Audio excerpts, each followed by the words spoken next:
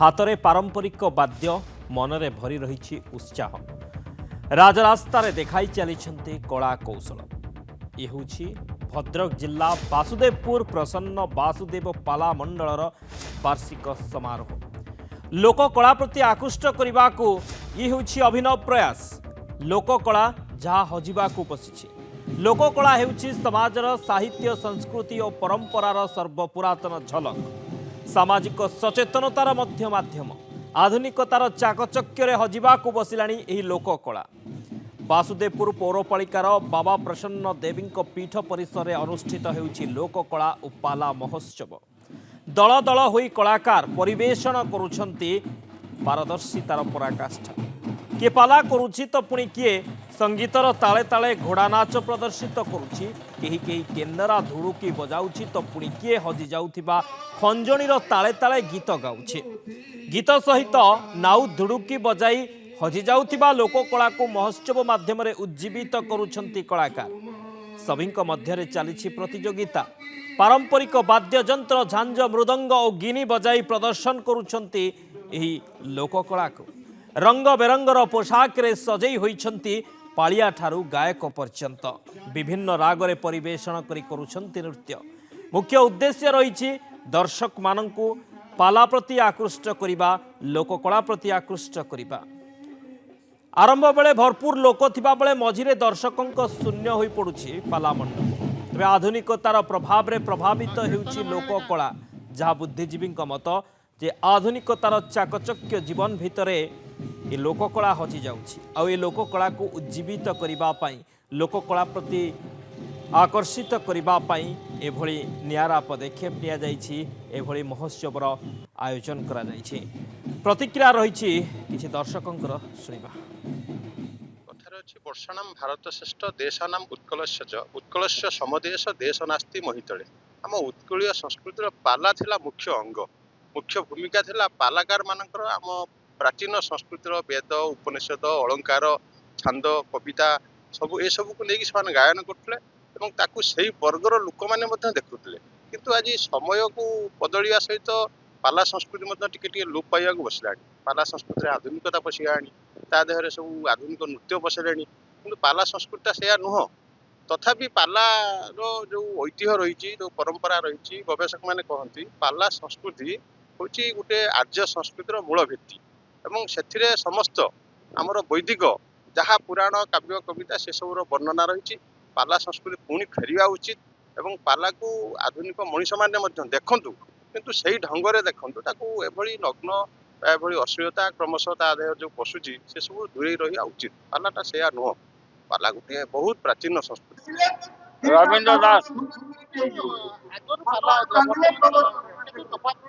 अनेक अनेक तफात रही माने बारणा चाणा बर्तमान बारणा चाणा तफात रही। आग सब आग भाग बंधे भल मंद बर्तमान सब आधुनिक जुग होगा। आधुनिक जुग रोचे ना आग था माने पोड़ापोड़ी मरती ना हाँ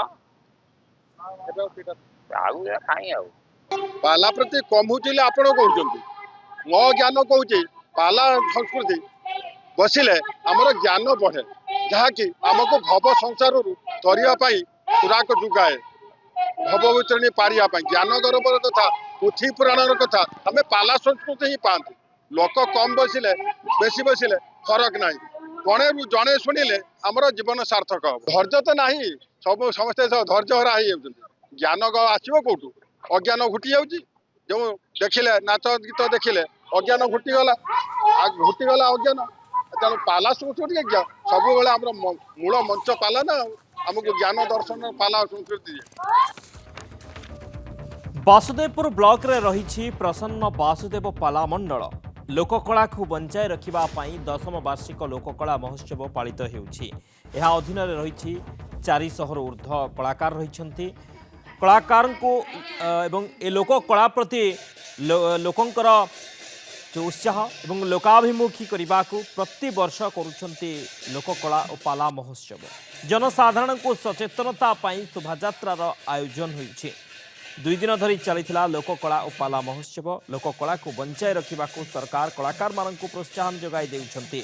पूर्व सरकार लोककला को बंचाई रखा अधिक संख्यक कलाकार मानक प्रोत्साहन जगाई देइथिले एवं ए लोककला किभଳି बंचिबो कलाकार किभଳି बंचिबे सेथिपाई ये नियारा प्रयास ए लोककला प्रति आकर्षित करबा पाई एवं ए लोककला को आहुरी जो कलाकार रही उत्साहित करबा पाई एभଳି महोत्सवर आयोजन। आउ किसी प्रतिक्रिया रही शुणा। कला पाला बुड़ी जाउथला केवल उत्सव आदि रे सही परिप्रेक्षी रे केवल पाला परिवेषण हुए विभिन्न अनुष्ठान माध्यम रे किंतु सरकार 2011 मसीहारू ये कला को पुनर्जीवित करने उद्देश्य रे एवं कलाकार मान को किसी जीविका जाकि जीविका मिशन बोली कह जाउची सही उद्देश्य रे विभिन्न प्रकार संस्कृति संघ मान गठन करागला जहाँकि सही क्रम रे 314 गोटी ब्लॉक रे 314 गोटी ब्लॉक कला संस्कृति संघ एवं 30 गोटी जिले में लोककला संघ ये गठन है।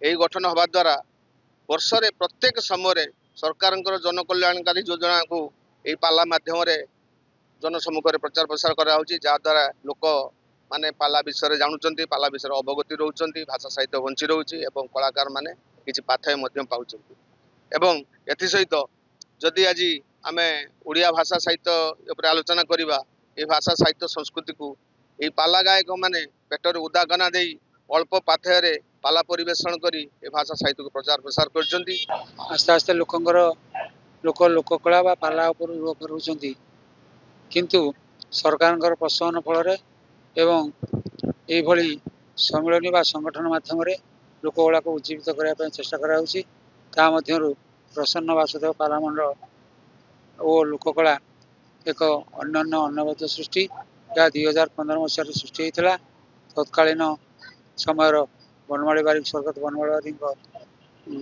प्रचेषा यह सृष्टि होता से मात्र 31 दल थे एवं ता सुदूर प्रसारी ओडिशार संस्कृति विभाग द्वारा आईडी प्राप्त होती यह सरकारी पंजीकृत हो पारी एवं प्रतिवर्ष आम ये सम्मेलन माध्यम महोत्सव माध्यम ये कला को उज्जीवित करने चेष्टा करूँ या किपरि गाँ गंडल गंडल आवृत हम एवं पाला केमती लोक पाखे पहुँचब पाला माध्यम साहित्य संस्कृति को उज्जीवित कर प्रचेषा आम जारी रखीचु एवं ये प्रतिवर्ष ये महोत्सव आयोजन कर वर्तमान ओडिशार सरकार लोक मैंने आगुरी ये पाला प्रति लोक मुँह फेरी नुचुंती से सत कथा कहीं ये युग कली युग अत्याधुनिक युग तेणु वर्तमान जे नाम कि